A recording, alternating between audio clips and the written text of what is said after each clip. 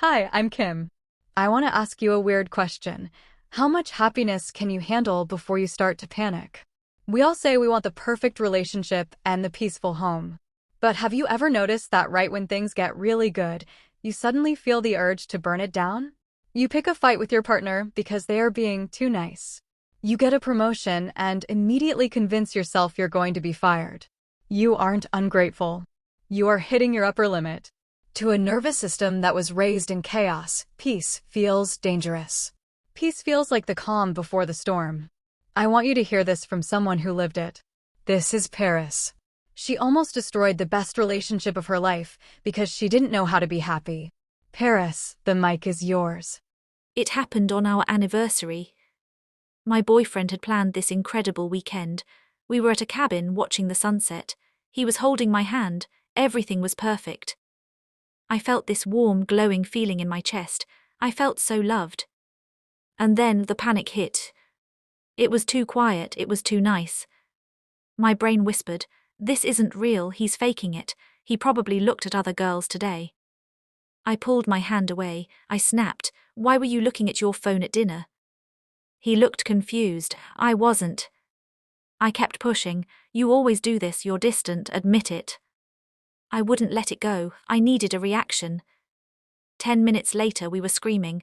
The perfect night was ruined. But this time he didn't just apologize to keep the peace. He looked at me, totally exhausted, and said, "Paris, I love you, but I can't survive you. Every time we get close you push me away. I can't do this anymore." He walked out of the cabin. I sat there alone, terrified that I had finally pushed him too far. I sat in that silence and the truth hit me hard. I realized why I did it. Growing up, my house wasn't peaceful, it was volatile. If the house was quiet, it didn't mean things were good. It meant my parents were building up to an explosion. Quiet meant danger, quiet meant I had to be on guard. So now, as an adult, when my relationship is peaceful, my body thinks I'm unsafe. My nervous system screams, "Where is the threat? Find the threat." If I can't find a problem, I create one. Because if we are fighting, at least I know what's happening. Chaos feels safer to me than intimacy. I just want to pause here because what Paris is describing is a real psychological concept called the upper limit problem. Imagine your nervous system has a thermostat for happiness. If you grew up operating at 20% happiness and suddenly you hit 90%, your internal alarms go off. Your brain says, "Alert. Uncharted territory.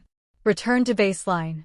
So you manufacture a crisis, a fight, a worry, a mistake, to bring yourself back down to the 20% where you feel in control.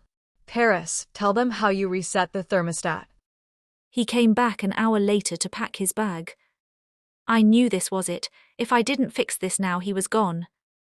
I wanted to be defensive, but instead I did the hardest thing I've ever done. I told him the truth. I said, "I'm not mad at you, I'm scared.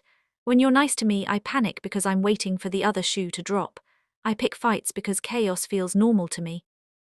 I started crying. He stopped packing, he sat down next to me. He didn't fix it, but he understood.